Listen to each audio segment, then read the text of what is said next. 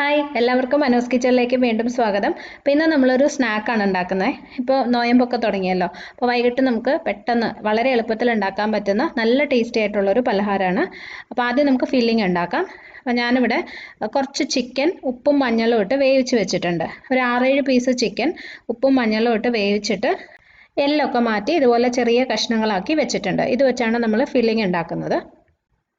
ഇനി ഒരു പാനിൽ കുറച്ച് എണ്ണ ഒഴിക്കുക. ഞാൻ വെളിച്ചെണ്ണയാണ് ഉപയോഗിക്കുന്നത്. നിങ്ങൾക്ക് ഇഷ്ടമുള്ള ഏത് എണ്ണയായാലും കുഴപ്പമില്ല. എണ്ണ ചൂടാകുമ്പോൾ ഒരു വലിയ സവോള കനം കുറച്ച് അരിഞ്ഞത് ചേർക്കാം. പിന്നെ ഒരു ടീസ്പൂൺ ഇഞ്ചി വെളുത്തുള്ളി ചതച്ചതും കൂടി ഇട്ട് കൊടുക്കാം. ഇതിനകത്ത് ഞാൻ പച്ചമുളക് ചേർത്തിട്ടില്ല. അപ്പോൾ നിങ്ങൾക്ക് വേണമെങ്കിൽ ഒരു പച്ചമുളക് ചെറുതായിട്ട് അരിഞ്ഞതും കൂടി ചേർക്കാം. കുട്ടികൾക്ക് കൊടുക്കുന്ന ആയതുകൊണ്ടാണ് ഞാൻ ഒഴിവാക്കിയിട്ടുള്ളത് കേട്ടോ. അപ്പോൾ ഇത് നമുക്ക് നല്ലതായിട്ട് വഴറ്റിയെടുക്കാം. സവോള നന്നായി വാടി വരണം. സവാള ഇതുപോലെ വാടി കഴിയുമ്പോൾ പൊടികൾ ചേർക്കണം. ഒരു 1/2 ടീസ്പൂൺ മഞ്ഞൾപ്പൊടി, 1 ടീസ്പൂൺ ഗരം മസാലപ്പൊടി, പിന്നെ ഒരു 3/4 ടീസ്പൂണോളം മുളക് പൊടിയും ചേർക്കാം. പൊടികളെല്ലാം നന്നായിട്ടൊന്ന് മൂത്ത് വരട്ടെ. ഒരു പച്ചപ്പ് നന്നായി മാറണം. പൊടികൾ നന്നായിട്ട് മൂത്ത് പച്ചപ്പ് മാറിയിട്ടുണ്ട്. ഇനി നമ്മൾ വേവിച്ച് വെച്ച ചിക്കൻ ഇട്ട് കൊടുക്കാം. ഇതിനകത്ത് നമ്മൾ തക്കാളി ഒന്നും ചേർക്കുന്നില്ല കേട്ടോ. നന്നായിട്ട് മിക്സ് ചെയ്തെടുക്കാം. ഇതിലൊരു 1/2 കപ്പ് വെള്ളം ഒഴിക്കാം. ആവശ്യത്തിനുള്ള ഉപ്പും ചേർക്കാം. നമ്മൾ ചിക്കൻ വേവിച്ചപ്പോഴും ഉപ്പ് ഇട്ടിട്ടുണ്ട്, അപ്പോൾ അത് നോക്കിയിട്ട് വേണം ചേർക്കാൻ. നന്നായിട്ട് മിക്സ് ചെയ്യുക. ഇതിനകത്ത് ഞാൻ കറിവേപ്പില ഒന്നും ഇട്ടിട്ടില്ല. അപ്പോൾ നിങ്ങളുടെ കയ്യിൽ കറിവേപ്പിലയോ മല്ലിയിലയൊക്കെ ഉണ്ടെങ്കിൽ ചെറുതായിട്ട് മുറിച്ചിട്ട് വേണമെങ്കിൽ ഇതിനകത്ത് ചേർത്ത് കൊടുക്കാം. അപ്പോൾ ഒരു 5 മിനിറ്റ് നമുക്കിത് അടച്ചു വെച്ചൊന്ന് കുക്ക് ചെയ്യണം. ഈ വെള്ളമൊക്കെ വറ്റി ചിക്കനിലോട്ട് മസാലയൊക്കെ നല്ലതായിട്ടൊന്ന് പിടിച്ചു വരണം. അപ്പോൾ ഒരു ചെറിയ തീയിൽ 5 മിനിറ്റ് ഒന്ന് അടച്ചു വയ്ക്കാം.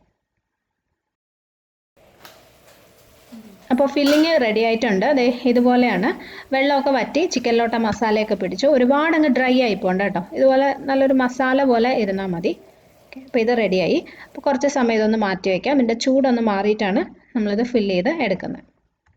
അപ്പോൾ മസാല ഒന്ന് തണുത്ത് വരുന്ന സമയം കൊണ്ട് നമുക്ക് ഇതിന് വേണ്ട മാവ് ഉണ്ടാക്കാം. അപ്പോൾ ഞാനിന്ന് ഗോതമ്പ് പൊടിയാണ് ഉപയോഗിക്കുന്നത്. ഇതിന് പകരം മൈദ വേണമെങ്കിലും എടുക്കാം കേട്ടോ. ഇതേ അളവിൽ തന്നെ മതി. അപ്പോൾ ഞാനിവിടെ 1/4 കപ്പ് ഗോതമ്പ് പൊടിയാണ് എടുത്തിട്ടുള്ളത്. ഇതിനകത്ത് ഒരു 2 നുള്ള് ബേക്കിംഗ് സോഡ ചേർക്കാം. മൈദയാണ് എടുക്കുന്നതെങ്കിൽ ബേക്കിംഗ് സോഡ നിർബന്ധമില്ല. പക്ഷേ ഗോതമ്പ് പൊടിയാണെങ്കിൽ സോഡ ചേർക്കണം.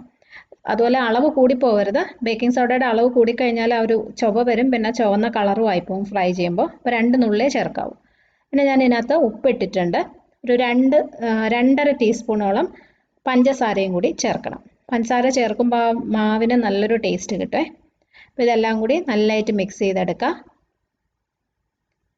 ഇനി ഇതിനകത്തേക്ക് ഒരു 2-3 ടേബിൾ സ്പൂൺ ബട്ടറും കൂടി ചേർക്കുവാണ്. നല്ല സോഫ്റ്റ് ആയിട്ടുള്ള ബട്ടറാണ് കേട്ടോ.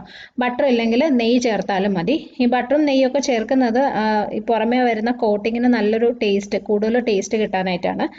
ഇതും കൂടി മാവിലിട്ട് കൊടുക്കാം. ഇനി ആദ്യം കൈവച്ച് ഇതെല്ലാം കൂടി നല്ലതായിട്ട് മിക്സ് ചെയ്തെടുക്കാം. ആ ഗോതമ്പ് പൊടിയിലോട്ട് ബട്ടർ നന്നായിട്ട് ഇങ്ങനെ കൈവച്ചങ്ങ് തിരുമ്മി ചേർക്കണം. അപ്പോൾ ഇത് മാവും ബട്ടറും എല്ലാം കൂടി നന്നായിട്ട് മിക്സ് ചെയ്തെടുത്തു. ഇനി ഇതിനകത്തേക്ക് നമുക്ക് ആവശ്യത്തിന് വെള്ളം ഒഴിച്ചിട്ട് ഇത് കുഴച്ചെടുക്കാം. സാധാ വെള്ളമാണ് ഉപയോഗിക്കുന്നത് കേട്ടോ. ചൂടുവെള്ളമൊന്നുമല്ല. ചൂടുവെള്ളം ഉപയോഗിക്കരുത്. കാരണം നമ്മൾ ബട്ടറും നെയ്യൊക്കെ ചേർത്തിട്ട് ചൂടുവെള്ളം കൂടി എടുത്ത് യൂസ് ചെയ്ത് കഴിഞ്ഞാൽ മാവ് പെട്ടെന്ന് വല്ലാതെ അങ്ങ് സോഫ്റ്റ് ആയി പോകും. അപ്പോൾ അതുകൊണ്ട് സാധാ വെള്ളം തന്നെ ഉപയോഗിക്കാം. ഒരു ചപ്പാത്തി മാവിൻ്റെ പരുവത്തിന് കുഴച്ചെടുക്കാം. അപ്പോൾ ആവശ്യത്തിന് വെള്ളം ചേർത്ത് മാവ് കുഴച്ചെടുത്തിട്ടുണ്ട്. ഇതുപോലെ അരിക്കണം. ഇനി ഒരു 1-2 മിനിറ്റ് ഇത് നന്നായിട്ട് കുഴച്ച് നല്ല സ്മൂത്ത് ആയിട്ടുള്ളൊരു മാവാക്കി എടുക്കാം. അപ്പോൾ ഇതേ മാവ് നന്നായിട്ട് കുഴച്ചെടുത്തു. ഇതാണ് ഇതിൻ്റെ പരുവം. ഇനി ഇത് നമുക്ക് ചെറിയ ചെറിയ ബോളുകളാക്കി എടുക്കാം. ഈ വലിപ്പത്തിനുള്ള ബോൾ മതി കേട്ടോ. നമ്മൾ ഇങ്ങനെ ലെയർ ആയിട്ടാണ് ചെയ്യുന്നത്. അപ്പോൾ ചെറിയ ഉരുളകളാക്കി എടുത്താൽ മതി. എല്ലാം ഏകദേശം ഒരേ സൈസിന് എടുക്കാൻ നോക്കാം.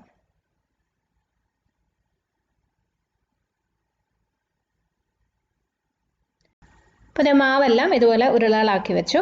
ഇനി കുറച്ച് വൃത്തിയുള്ള ഒരു സ്ഥലത്ത് ഞാൻ കിച്ചൻ്റെ സ്ലാബിലിട്ടാണ് ചെയ്യുന്നത്. കുറച്ച് ഗോതമ്പ് പൊടി ഒന്നിട്ട് കൊടുത്തു. ഇനി നമ്മൾ ഉരുട്ടി വെച്ച ആ ചെറിയ ഉരുളകളെടുത്ത് ഒന്ന് പരത്തിയെടുക്കുക. ചെറിയൊരു റൗണ്ടായിട്ട് പരത്തിയാൽ മതി കേട്ടോ. ഒരുപാട് കനം കുറയ്ക്കൊന്നും വേണ്ട. ജസ്റ്റ് ചെറിയൊരു റൗണ്ടായിട്ട് പരത്താം. ഇനി ഇതിനകത്ത് കുറച്ച് ബട്ടറോ നെയ്യോ എണ്ണയോ എന്തെങ്കിലും ഒന്ന് സ്പ്രെഡ് ചെയ്ത് കൊടുക്കുക. ഞാൻ പറഞ്ഞുതരാം, നമ്മളിങ്ങനെ ലെയറായിട്ടാണ് ചെയ്യുന്നത്. അപ്പോൾ അതിന് വേണ്ടിയിട്ടാണ് കുറച്ച് ഇതുപോലെ എണ്ണ എന്തെങ്കിലും ഒന്ന് സ്പ്രെഡ് ചെയ്യുന്നത്. കുറച്ച് ഗോതമ്പ് പൊടിയും കൂടെ അതിൻ്റെ മുകളിലൊന്ന് ഇട്ട് കൊടുക്കാം. ഇത് നമുക്ക് അങ്ങോട്ട് മാറ്റി വയ്ക്കാം. ഇനി അടുത്ത ഒരു ഉരുളയെടുത്ത് ഇതേ പോലെ തന്നെ പരത്തിയെടുക്കാം. ഏകദേശം നമ്മൾ ആദ്യം പരത്തിയ ആ ഒരു സൈസിൽ തന്നെ വേണം. എന്നിട്ട് അതിൻ്റെ മുകളിലേക്ക് ഇത് വെച്ച് കൊടുക്കാം. എന്നിട്ട് ഇതിൻ്റെ മുകളിലും കുറച്ച് എണ്ണയോ ബട്ടറോ എന്തെങ്കിലും ഒന്ന് സ്പ്രെഡ് ചെയ്ത് കൊടുക്കണം. കുറച്ച് ഗോതമ്പ് പൊടി ഇട്ട് കൊടുക്കുക. നമ്മളിത് 3 ലെയറായിട്ടാണ് ചെയ്യുന്നത്. അപ്പോൾ 3 ബോൾസ് എടുത്ത് ഇതുപോലെ പരത്തി എടുത്തിട്ടുണ്ട്. ഇത് ഒരെണ്ണം 3 ലെയറായിട്ടാണ് നമ്മൾ ചെയ്യുന്നത് കേട്ടോ. അപ്പോൾ ഈ മൂന്നാമത്തതും പരത്തി ഇതിൻ്റെ മുകളിലേക്ക് വെച്ച് കൊടുക്കുക. ഇടയ്ക്ക് വരുന്ന 2 ലെയറിൽ മാത്രമാണ് നമ്മൾ ബട്ടർ തേച്ച് ഗോതമ്പ് പൊടി ഒന്ന് സ്പ്രെഡ് ചെയ്തിട്ടുള്ളത്. അപ്പോൾ ഇതങ്ങോട്ട് മാറ്റി വയ്ക്കാം. ഇതുപോലെ തന്നെ ബാക്കിയിരിക്കുന്നതും നമുക്ക് ചെയ്തെടുക്കാം. അപ്പോൾ അഥവാ നിങ്ങൾ ചെയ്ത് വരുമ്പം ഏതെങ്കിലും ഇപ്പോൾ ലാസ്റ്റ് വരുന്നതിന് 2 ലെയർ കിട്ടിയുള്ളൂ എന്ന് വിചാരിച്ച് കുഴപ്പമൊന്നുമില്ല. അതങ്ങനെ തന്നെ അങ്ങ് വെച്ചാൽ മതി.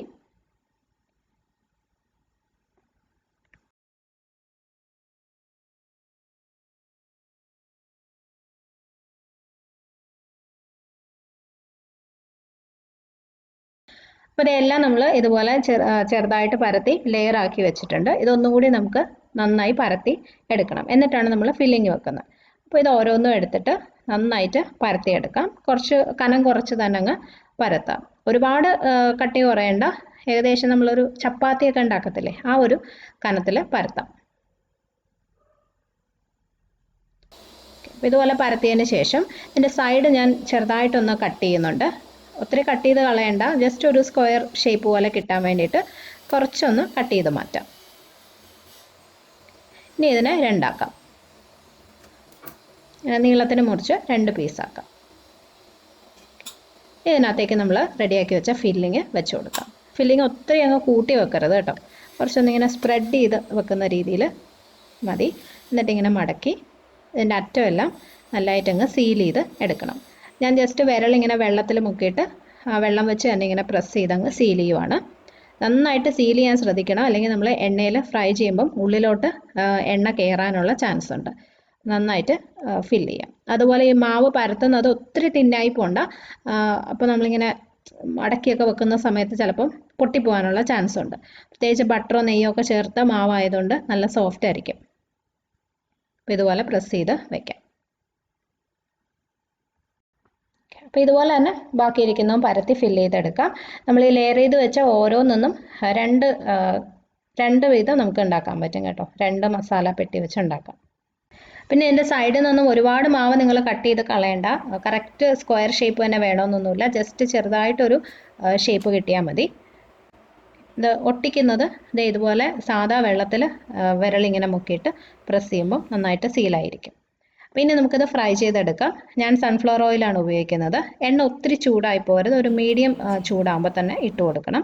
അല്ലെങ്കിൽ പുറമേ പെട്ടെന്ന് ഫ്രൈ ആവും. ഇതിപ്പോൾ 3 ലെയറായിട്ടാണ് നമ്മൾ ചെയ്തിരിക്കുന്നത്. അപ്പോൾ ഉള്ളിലും ആ മാവൊക്കെ കുറച്ചൊന്ന് വേവണം. അപ്പോൾ ഒരു മീഡിയം ചൂടി ഇട്ടിട്ട് ഫ്രൈ ചെയ്തെടുക്കാം. ഞാനിതിപ്പോൾ ഓരോന്നായിട്ടാണ് ഫ്രൈ ചെയ്യുന്നത്. കുറച്ച് വലിയ സൈസ് ആയതുകൊണ്ട് ഒത്തിരി സമയം എടുക്കില്ല. ഒരു സൈഡ് ഒന്ന് ഗോൾഡൻ കളർ ആകുമ്പോൾ നമുക്ക് തിരിച്ചിട്ട് കൊടുക്കണം. അപ്പോൾ ഇങ്ങനെ തിരിച്ചു മറിച്ചു വിട്ട് ഫ്രൈ ചെയ്ത് എടുക്കാം. ഞാൻ പറഞ്ഞ പോലെ പ്രത്യേകം ശ്രദ്ധിക്കാനുള്ളത് ഇതിൻ്റെ സൈഡൊക്കെ നല്ല സീലായിരിക്കണം. അല്ലെങ്കിൽ ഉള്ളിലേക്ക് എണ്ണ കയറും. അപ്പോൾ അതില്ലാതെ നോക്കാം കേട്ടോ. അപ്പോൾ ഈ ഒരു പരുവത്തിലാകുമ്പോൾ നമുക്കിത് എണ്ണയിൽ നിന്ന് മാറ്റാം. കണ്ടില്ലേ, ഈ ഒരു കളറായാൽ മതി. ഇതിനേക്കാളും ഒത്തിരി അങ്ങ് മൊരിഞ്ഞു പോകണ്ട. അപ്പോൾ ഇത് റെഡിയായി. ഇതുപോലെ തന്നെ ബാക്കിയിരിക്കുന്നതും ഫ്രൈ ചെയ്തെടുക്കാം.